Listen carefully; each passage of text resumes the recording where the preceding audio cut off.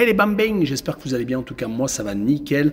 On se retrouve aujourd'hui pour une nouvelle vidéo sur la Ligue 1, la 29e journée qui va être tronquée. Il y aura 7 rencontres entre le 12 et le 14 avril et le reste sera le 24 avril. Les équipes qualifiées pour la Coupe d'Europe en quart de finale de la C1, C3 et C4, c'est-à-dire le Paris Saint-Germain, Lille et Marseille. Les rencontres que j'analyserai donc dans cette vidéo sont Metz contre Lens, Strasbourg contre Reims, Rennes, Toulouse, Le Havre contre Nantes, Clermont-Montpellier et enfin Lyon contre Brest. N'hésitez pas à venir nous rejoindre sur le site VIP, les réseaux sociaux. Tout est à l'écran et en description. N'hésitez surtout pas à mettre vos pronostics, vos critiques positives ou négatives, votre pouce et votre abonnement pour rejoindre la communauté. On est au-delà des 17 100. Merci encore. On jette un coup d'œil sur le classement où le Paris Saint-Germain est donc en tête avec toujours beaucoup de points d'avance. Ils ont exactement 10 points sur Brest, 63 contre 53. Troisième Monaco avec 52. Quatrième Lille avec 49. Cinquième Nice avec 44. Sixième Lens avec 43. Les 3 équipes en difficulté sont les suivantes. 16e barragiste Lorient avec 26 points. 17e Metz avec 23. Et 18e et dernier Clermont avec 21, qui a 7 points de retard sur le premier non relégable, c'est-à-dire Nantes. Et on attaque avec la première rencontre, Metz contre Lens. Les Messins sont 17e et ont donc encore tout à prouver pour espérer se sauver alors que les Lensois sont 6e avec 43 unités, donc 20 points d'écart entre les deux formations. Les Messins sont dans une mauvaise passe sur les 3 derniers matchs de championnat, ces 3 défaites. Ils se sont inclinés contre Reims, contre Monaco et contre Brest, mais beaucoup trop de buts encaissés, 11 exactement sur ces 3 rencontres.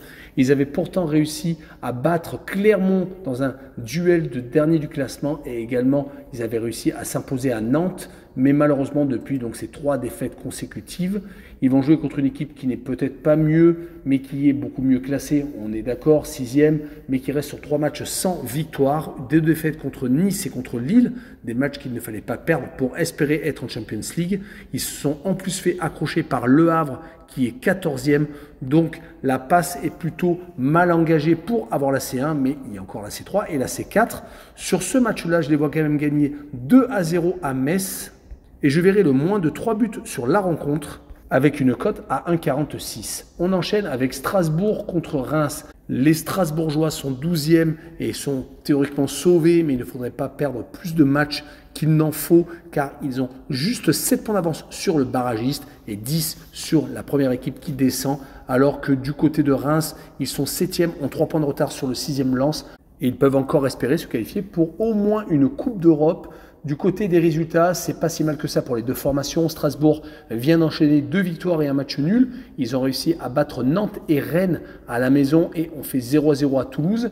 Mais ils ont plutôt brillé par leur irrégularité cette saison, ce qui les met encore en difficulté. Ils auraient pu espérer être beaucoup plus haut. Du côté de Reims, 1 victoire et 3 partages de points. Quand on voit les équipes qu'ils ont accrochées, le Paris Saint-Germain au Parc des Princes, Lyon et Nice, on peut voir que Reims est une équipe très joueuse et qui est très compliquée donc à manœuvrer.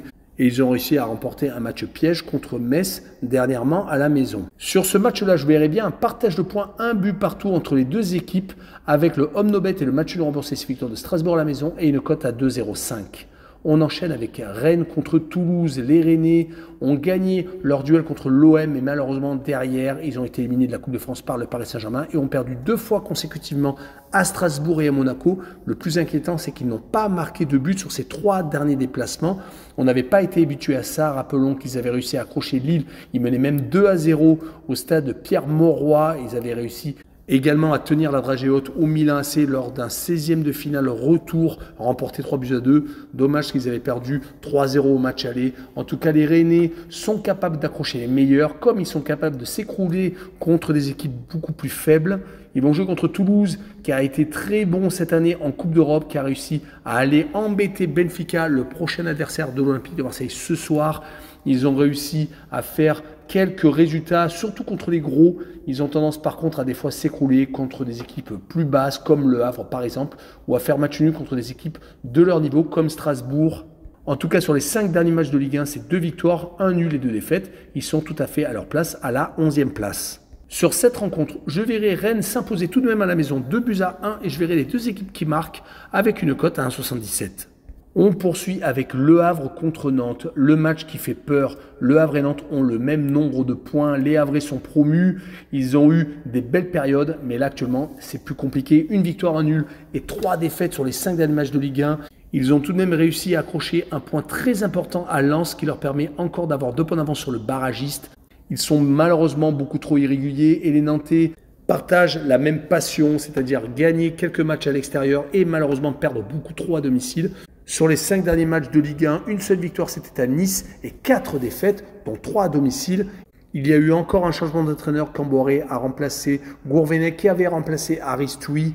Espérons que ce match à l'extérieur va être encore une victoire et c'est ce que je vois avec une victoire donc de Nantes 2-1 au Havre avec la double chance N2, une cote à 1,56.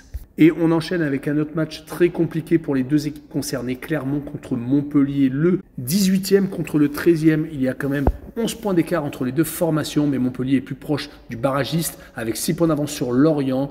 C'est vrai que si on regarde les derniers matchs, on voit que Montpellier a pris la pleine mesure de sa situation. 3 victoires sur les 4 derniers matchs.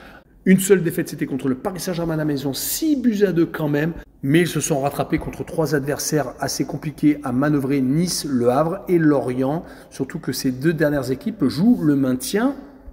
On notera quand même que 4 victoires, 1 nul et 2 défaites, c'est pas si mal que ça pour une équipe qui veut se sauver. Du côté de Clermont, par contre, c'est beaucoup plus compliqué, même s'ils viennent de prendre 1 point au Paris Saint-Germain, un petit exploit. Mais une victoire, 3 défaites et un match nul sur les 5 derniers matchs, c'est beaucoup trop peu. Ils espèrent accrocher quelque chose contre Montpellier, mais sur ce match-là, je vois les Héroltais s'imposer 2-1 à l'extérieur avec le plus de 2,5 buts sur le match et une cote 1,76. Et on finira avec Lyon contre Brest, peut-être le choc de cette journée, car les 3 autres rencontres qui concernent les Européens ne se joueront pas pendant le week-end. En tout cas, Lyon est en train de faire une superbe remontée. Ils sont actuellement 10e. Ils n'ont qu'un point de retard sur Marseille et Rennes et ils n'ont que 6 points de retard sur Nice, qui est le premier européen en dessous de la Champions League. Rappelons que les Rodaniens ont été derniers du classement, mais depuis la trêve hivernale où ils ont fait un très bon recrutement, ils marchent sur l'eau, ils ne perdent quasiment plus. Sur les 10 derniers matchs, toutes compétitions confondues, ils viennent de se qualifier pour la finale de la Coupe de France contre le Paris Saint-Germain, mais c'est surtout que 2 petits matchs nuls, dont un remporté contre Strasbourg au pénalty, mais également qu'une seule défaite et 7 victoires. Dommage qu'ils se soient inclinés à la maison contre Lens le 3 mars, sinon ils pourraient même être à la 7e place. Mais leur adversaire du soir est costaud, ils arrivent encore à garder la place de dauphin du Paris Saint-Germain avec 53 points. Les Brestois sont monumentaux, ils viennent de gagner 4-3 contre Metz, ils se sont imposés à Lorient sur les 5 derniers matchs. Une seule défaite, c'était à Lens, un match nul contre Lille quand même, des équipes qui ont participé ou qui continuent à participer à la Coupe d'Europe cette saison. Ils continuent à être très solides à la maison et à l'extérieur. Ils arrivent à arracher quelques points, voire quelques victoires comme à Strasbourg et à Lorient. Sur ce match-là, je verrais bien un partage de points, un but partout avec la double chance N2 et une cote à 1,71. Voilà, on en a fini avec cette courte vidéo. N'hésitez pas à venir nous rejoindre. Tchou les bambins!